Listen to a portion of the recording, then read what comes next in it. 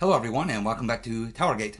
It is TowerGate day number 1135, 1135, Monday, May the 18th, 2020. Thank you so much for tuning in. Okay, so nothing particularly new to talk about today, as is usually the case. Sundays is not generally a big day for new news to break out, but again, there are some things to talk about that are developing, further developing.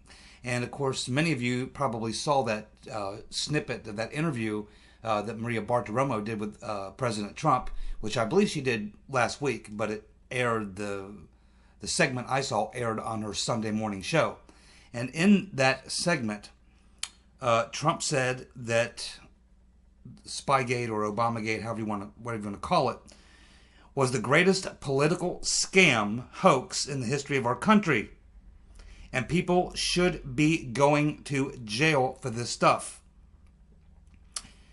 And this was all Obama. This was all Biden. These people are corrupt. The whole thing was corrupt.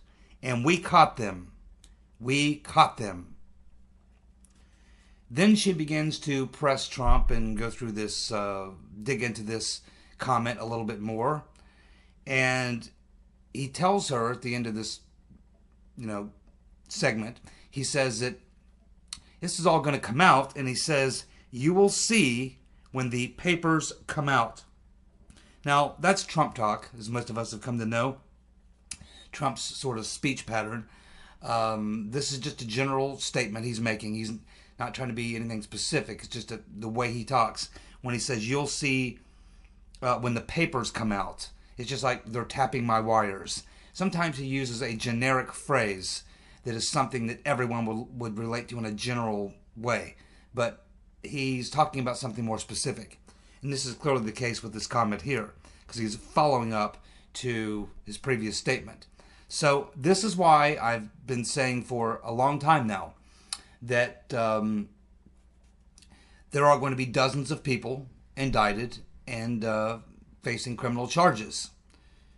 Many of these people will go to jail. Most of these people are going to cop plea agreements. They're not even going to go to court. In fact, I'd be very surprised if hardly any of these cases actually go to trial. I think most of these people will be forced to cop a plea because the evidence against them will be so overwhelming.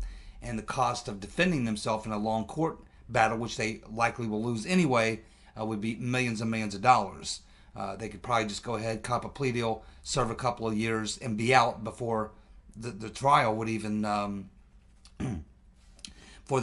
be over, right? So, and a lot of these people do not have that kind of money. Now, Brennan has a lot of money, pretty much money. He's not super rich, but he's got millions of dollars. Comey has obviously got, I think, $15 million is what I heard, but most of that's tied up on property.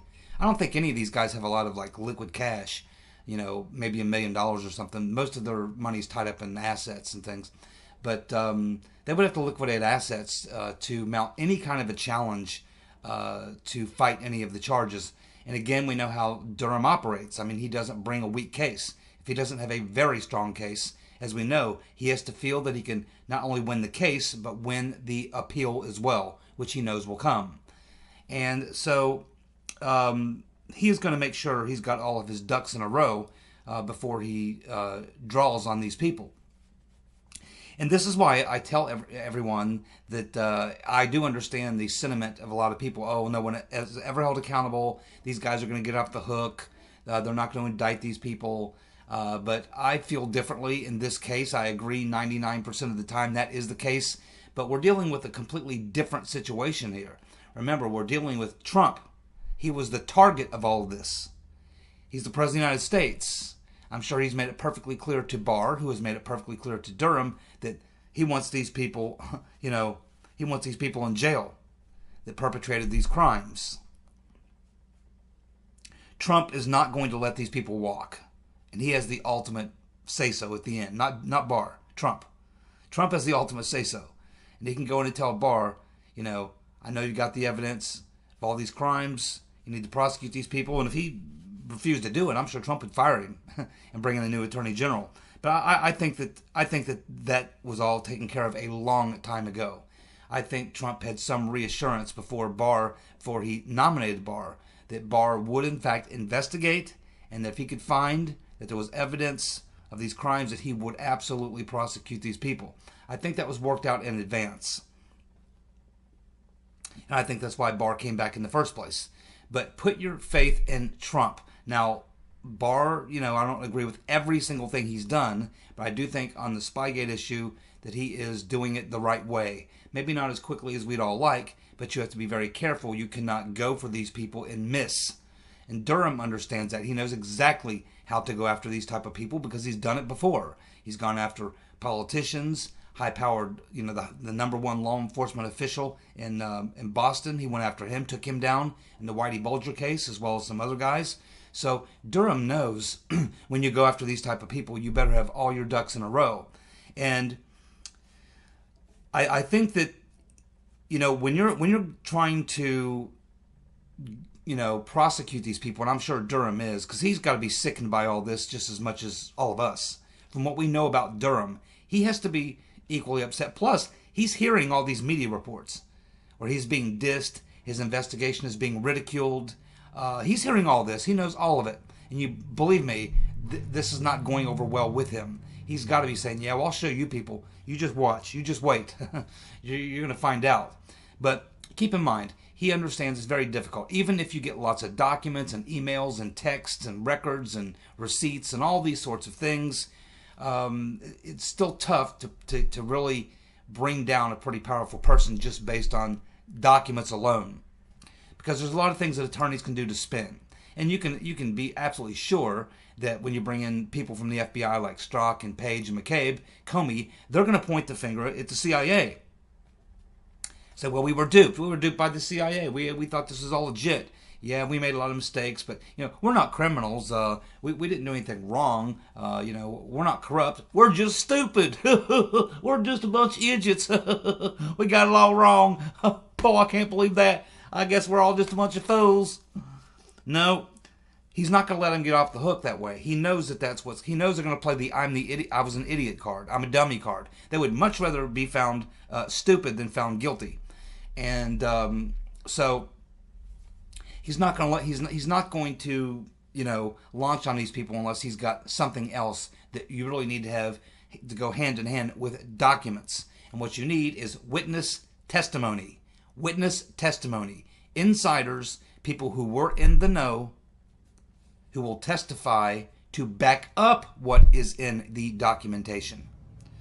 And as we know, we heard about 6 months ago that this guy Stu, and I'm trying to remember his last name, Stu, was a DOJ lawyer, was causing problems with the FISA warrants and stuff like that. And we know from the email that Peter's Been Stroking Us was complaining to Lisa Page, loose Lisa Page. He was saying, hey, Stu, I'm thinking it's Baker, but it may not be Baker, but it's Stu something or other. I think it's Baker, but I'm not 100% sure. But this DOJ lawyer, this Stu guy, was a problem. He wasn't going along. He had a lot of issues with trying to do this FISA process and conduct this investigation. And so there's this email chain where Peter's Been Stroking Us is complaining to Lisa Page about Evans. His name was Stu Evans. Stu Evans. So he's complaining about Stu. He's talking about Stu Evans. About Stu is not on the team. He's being a problem. He's not going along. And he was complaining to Lisa Page, wanting her to have Andy McCabe put the pressure on Stu so that he would get on the team and stop holding up the bus. And I'm sure that one of the issues that he was being a problem with was the FISA warrants on Carter Page. And I think he was also giving them problems on the Oconus lures, the overseas spies. So eventually they were able to bring enough pressure on him and bully him into signing on to it. But we certainly understand that he wasn't happy about that, didn't think it was right. And so we learned that Stu Evans, who would have been one of the major insiders, because he was one of these key DOJ lawyers who would have had to have signed off on these materials, the FISA stuff, and I think the Oconus lures. And so He was bullied into eventually going into it, but as soon as Durham was appointed, and his investigation began to get into the inner workings of the DOJ regarding things going on with the spying, we begin to hear that Stu Evans was now cooperating with Durham's investigation. So here is one of these, upper level DOJ attorneys who was a critical player, who was not on the team, who had to be worked over, and he is now, as was reported months ago, is now cooperating and has been cooperating with Durham. Of course, we learned a while back that Mike Rogers, on the intelligence side, he would have known what was going on the intelligence side, head of the NSA, that he has been cooperating with Durham. Had several meetings with him voluntarily. The same is what we've been hearing about General Counsel James Baker, who was Comey's personal attorney, and he would have known everything. He was involved in all of it. He saw it all from the very beginning, back in the early days back in the spring of 2016, with all the things that were going down there, the dossier, everything leading up to the election, and then everything in the post-election, leading all the way through the Mueller investigation. So he is a key player. So Durham has got at least those three. Not to mention, we know that he has interviewed a lot of people in intelligence, the CIA. He has interviewed people over at the Office of Net Assessment. He has interviewed people within the DOJ. So we know that Durham has probably turned or obtained good testimony, witness testimony, to corroborate certain things that will back up documentation that he has. His way of dotting his I's and crossing his T's. So they can't just go up there with a high-powered group of attorneys and do a spin job on the jury and confuse the jury. Because remember, it's likely going to be a jury in D.C., and you only have to get a juror, a powerful juror, the head juror usually, to question whether or not you have enough evidence to prove your case. And that's not too hard to do. Durham understands how hard it is to get a conviction and have it stand for appeal. So he's going to make sure that every charge he makes, that the defense attorney representing whoever he's prosecuting is not going to be able to spin out of it or wiggle him off the hook with some slick lawyerly working over of the jury. Durham has had a lot of experience with this sort of thing, and he's not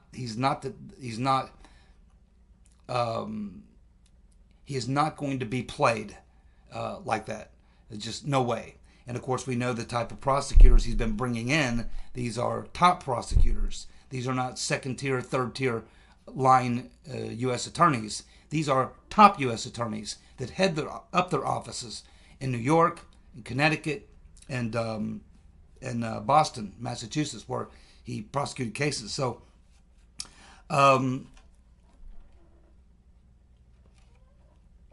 that's why you must keep the faith. Because even if you don't have any confidence in Barr, even if you're not sure about Durham, put your confidence in Trump. And when he goes on TV, I mean, how Trump is, when he says something like this, it usually ends up coming true. He's making no bones about it. He's sending out tweets, and his tweets now are getting more and more defined as to what he's talking about, and they make it sound like there's something definitely coming. He says to Maria Bartiromo, "You'll see when the papers come out." What are we going to see? That people should be going to jail. Obama administration people should be going to jail. That it was all Obama. It was all Biden. People are all corrupt. The whole thing was corrupt. And we caught them. We caught them. And if you watched Attorney General Barr's interview with Catherine Herridge, you can see that she asked him about, well, you're going to take a lot of heat on this Flynn decision. He said, oh, I know. I don't care. He doesn't care.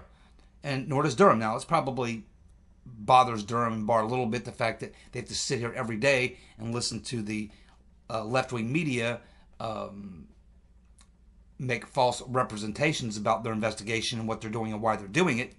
But they know that they're going to be vindicated in the end. That's why it probably doesn't bother them. They're going to make these people look very, very bad.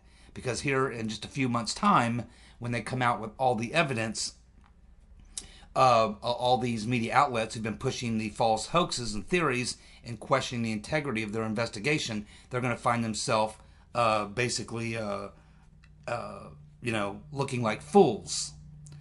And because this will not be decided, this is not a media campaign. It's not the court of public opinion. That's not the arena that Barr and Durham and Trump are playing in. They're going to be playing in the arena of the court of law, where facts, evidence, and witnesses will decide what is and is not true. So this is something to take away from that. But I think you should all pay very close attention to the president if you're one of these people who are one of these doubters and don't believe these people will ever be brought to justice. 99.9% of the time I would agree with you, but this time it's different. Now, let's move on to some other things here. Yeah, I mean, looking at these, specifically these two states, but there's other states, Michigan and California. When you look at the type of protest and where these protests are coming from, these are not just Republicans in these two states who are raising hell, filing lawsuits, flat out, rejecting or not following these tyrannical edicts coming down from these governors in California and Michigan.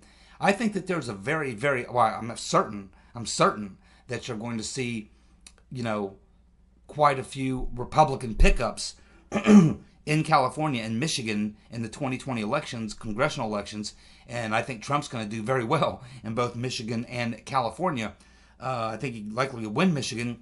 California is a long shot, but if the governor out there continues doing what he's doing up until Election Day, that California could flip red, literally, because the pushback that you're seeing out in California now. Remember, a lot of these people, business owners out there in California, they're Democrats, but their livelihood is at stake, and these people are fed up with it. Especially it's summertime. Those people want to be out surfing. They live in California. They want to enjoy the weather. They want to go out, and people are tired of wearing these masks. Every day we get more information about how all of this was based on following these models, specifically one model from this left-wing lunatic environmentalist wacko scientist in the UK that apparently is the model we've been following. Now they're having to back down on all these numbers, and all these numbers that they said were the amount of deaths. We find out that those really weren't deaths that could be attributed to coronavirus, that they were from other causes. So the whole scam is now starting to fall apart. I am personally sick of it. I know many of you are sick of it. I'm tired of wearing a stupid mask. I'm tired of having to do all this 6 foot away from everybody. I'm at work every day. Oh, wait, get 6 foot away. It's like it's really starting to, for a couple of weeks I could tolerate it, but now it's really starting to be a problem. A lot of people are just fed up with it, and it's not just Michigan and California. New York, it's happening there as well. There's quite a few liberal governors and very blue states who are imposing severe tyranny on the people, which includes a lot of Democrats and independents. Do not be surprised to see if that backfires on them, a lot of blowback from that.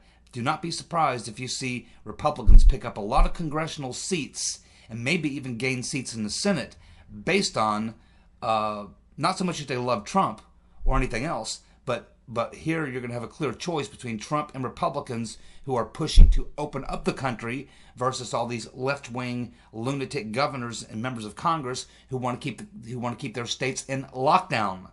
People are sick of it. Don't be surprised if this attempt to tar and feather Trump and Republicans over the coronavirus doesn't actually end up backfiring and ends up spanking the Democrats themselves because of their tyrannical approach to politicize this at the expense of many ordinary Americans of all political persuasions. Don't be surprised to see a lot of Republican seats. Now, we just saw this special election. We had 2 special elections. Republicans won both of them, especially the one out in California, the Katie Hill seat. But there was also a state Senate seat in California that flipped to a Republican in a very Democrat district. So I think that there could be serious blowback coming for some of these Democrat governors, members of Congress, if they're on board with the plan. People who are looking at this disastrous response by the Democrats in Congress with Man Botox Pelosi galore, and her dropping this $3 trillion boondoggle, which everyone knows is going nowhere. So, I mean, people are paying attention. They normally aren't. Normally, half the country doesn't vote, doesn't care, doesn't watch. The other half of the country, maybe 10% of them are really close, paying attention. The rest of them are just people who've been Republicans all their life. They vote for anyone with an R next to their name. The other people are Democrats, people with a D next to their name, they vote for them. But these people don't pay attention at all. It's about 10% of the country that actually pays attention. But now there's more people than ever paying attention because they're stuck at home. Their livelihoods are suspended in suspended animation. People are going to have businesses they'll never be able to come back to, jobs they'll never be able to come back to. There's a lot of problems, and they're being exasperated by Democrats. It's Republicans and Trump who want to get the country open again, and it's Democrats and these Democrat governors who do not want the country to open up again. And people understand where that's coming from. It's political, and that's what pisses them off even more. That it's all political. It's about the election. They think they're going to try to hurt Trump with this, but they're actually hurting their own voters. Could be hell to pay in November. You know, I'm not a big fan of Matt Taibbi. He's a far left radical, but he is a good journalist. I used to actually have a subscription to Rolling Stone years ago, and he was their political writer, and he wrote a lot of good stories. Just like Michael Hastings was a lefty, but he was a good reporter as well before they blew up his Mercedes. Now, Matt Taibbi, as well as Aaron Mate, Tim Pool, there's quite a few. Jordan Charlton. There's probably, can't think of them all, but there's a dozen or so very high-profile leftist, socialist, Democrats, whatever you want to call them, who have been all over Glenn Greenwald, a good example, who have been working on debunking the Russia hoax for a very long time. These are the Democrats and liberals and socialists who never went along. And Matt Taibbi just wrote a very, very effective piece, which has been published in Real Clear Investigations. I'm sure many, many other places. I'm sure it'll be in the Rolling Stone. This article is getting a lot of play right now, and he literally is taking Democrats to the woodshed. He starts with the whole. He starts this article. If some of you have read it, he starts it talking about how trying to pretend that the Obama Gate thing, Obama administration surveilling, spying on Trump and Michael Flynn and all this is not a story. It's not an issue, and it's a hoax. He's pointing out that no, it is not a hoax. It's absolutely true. It absolutely is a real thing, and it is going to come back and bite you in the ass. And he's basically telling other liberal media outlets, you better get on this story and start covering it for real, because it is true, and there's a lot more to come, and eventually it's all coming out. You know, Durham and Barr are going to come out and tell the truth about what happened here. And at some point, these people are going to have to face the reality that this Obamagate accusation Trump is making is true. It is real. And he takes them to task on that. Then he goes through, talking about how the Russiagate was actually a hoax. I mean, the Russiagate was the hoax that they tried to sell as the truth. And now the truth, the Obamagate thing, is the truth, which you're trying to say is a hoax. They're 180 degrees off. They're wrong on both counts. They got the first part wrong for 3 years. Now they're going to get the second part wrong. Then he finishes up by beating them up over their approach to coronavirus. Now, he's out in California, I do believe, and so he's personally being affected by all these draconian policies out there. Not to mention, if you look at these liberal states, particularly New York and California, they're putting themselves into tremendous, tremendous debt. I think California is like $61 billion in debt. So, and people are leaving there. Businesses are leaving there. New York, same thing. Businesses are leaving. They're fleeing New York. You cannot survive in a business in New York. Taxes are too high. The rich are getting out. Same thing in California. So Matt Taibbi is basically taking these left-wing media outlets and the Democrats in general to the woodshed and explaining to them exactly what's going on. And of course, because he has a lot of allies like Aaron Mate and people like that, Greenwald and other people who have a pretty loud voice on the left, who are not part of the establishment left, or the anti-establishment left. They're socialists and far lefties, but they're like honest liberals. At least they're honest about what they believe. And these guys have all been telling the truth about Russiagate and Obamagate, or whatever term you want to call it, since day one. These are the good guys, who are people who disagree with us philosophically on political things, but they're truth tellers to the extent. Jimmy Dore is another one out there that's just, I mean, Jimmy Dore has just been giving these people hell.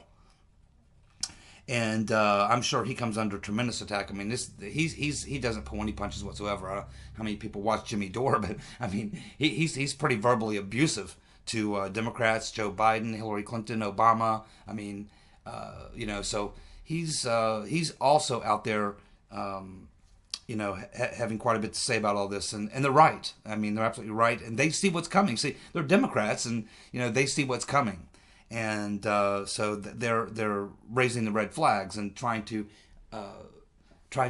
make some sense of all this. But again, the left wing media. I mean, I think it's just that you got to understand what the corporate media is these days. It is not media It's not media. It's not news anymore. It's not like that. They are nothing more. The corporate media is nothing more than an extension of the Democratic Party. So that's why they sound like they are essentially they are like PR firms that work for the Democratic Party.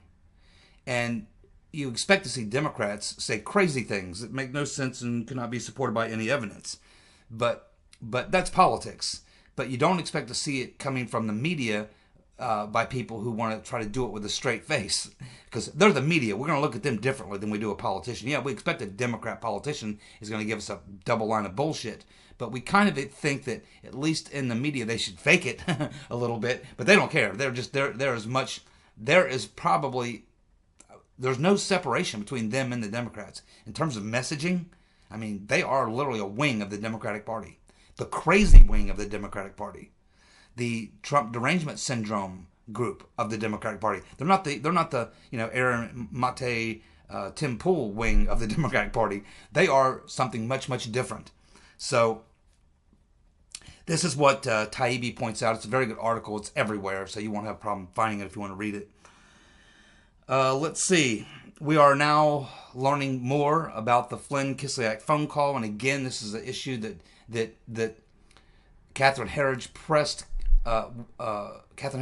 Barr on this issue when she asked him, when she was in that line of questioning, hey, you're going to take a lot of heat for this and other things. Hey, I pointed to U.S. Attorney Jeff Jensen. He's the one that I asked him to look into this. He came to me. He said, hey, I think we need to, probably dismiss this case. He then turned to his top U.S. Attorney in District of Columbia, who's over all the U.S. attorneys, prosecutors in D.C., and Tim Shea, and said, what do you think? And he agreed, yeah, this is probably, we should not go any further. We should dismiss this case. So he said, okay, that's what we're going to do.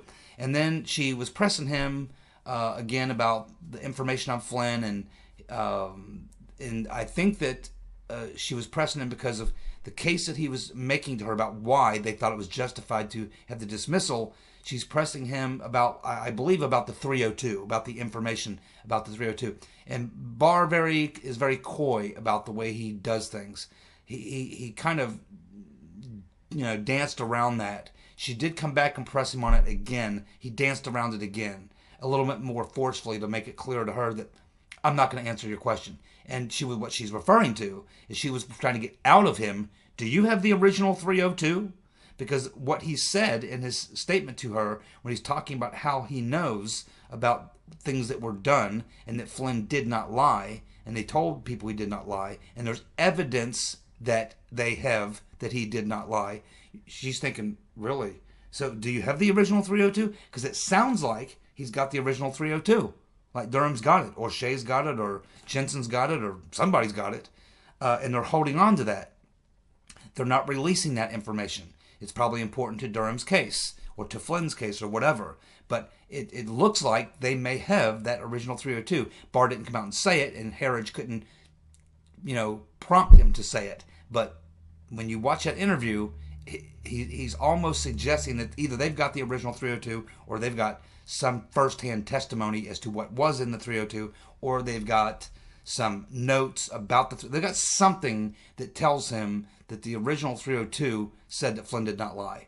So that's just something she was pressing him on. But we're learning a lot more this past week, the last 2 weeks, especially. We got these unmaskings, so we now know that the Flynn Call was really not unmasked, which means it was never masked to begin with. So if the Flynn Call was not masked, then you'd have to say, well, did they have a FISA warrant on Flynn?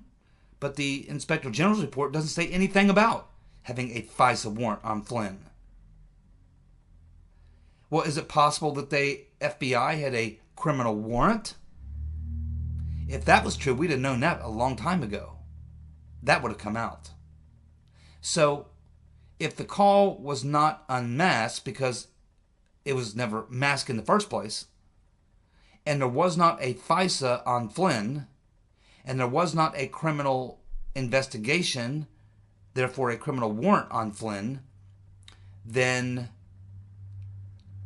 how in the world did they know to listen to this phone call, and where did they get the Flynn phone call? How are they able to, aggregate that?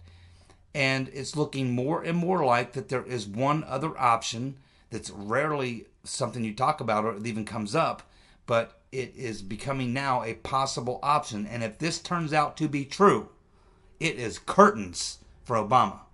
I mean curtains. And this may actually force Barr and Durham to charge Obama with a crime, or at least ways send this to the Congress for a impeachment referral. And anyone who was involved in it with him, such as this would have required Attorney General Lynch, would absolutely take her down as well, jail time. So it's being suggested that if all these other issues are not true, there was no FISA, there was no criminal warrant, and the call was never masked, then that would possibly suggest that there's one other option, and that would be using a presidential executive order, an executive directive under 50 U.S.C. 1802, 50 U.S.C. 1802, whereby the President of the United States can make a direct order under 50 U.S.C. 1802 to surveil an American citizen. It would require the Attorney General to sign off on that. And if that is true, maybe that's what Barr and Durham have. Because there would absolutely be record of that. Because that's something you have to do in a physical document, and the Attorney General must sign off on it. And it gives the President surveillance authorities by presidential directive for the period of 1 year. And that would explain why maybe none of these other things fit the situation, but this would.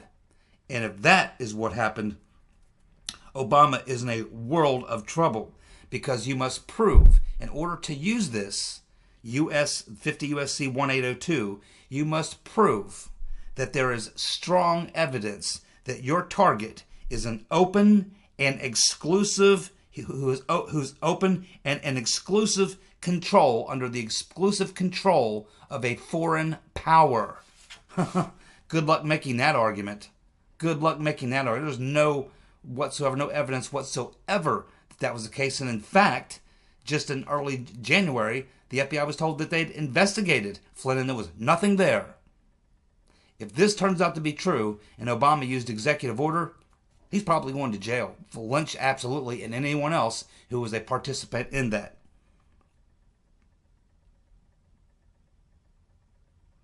The BugEyed Fools not happy with Richard Grinnell.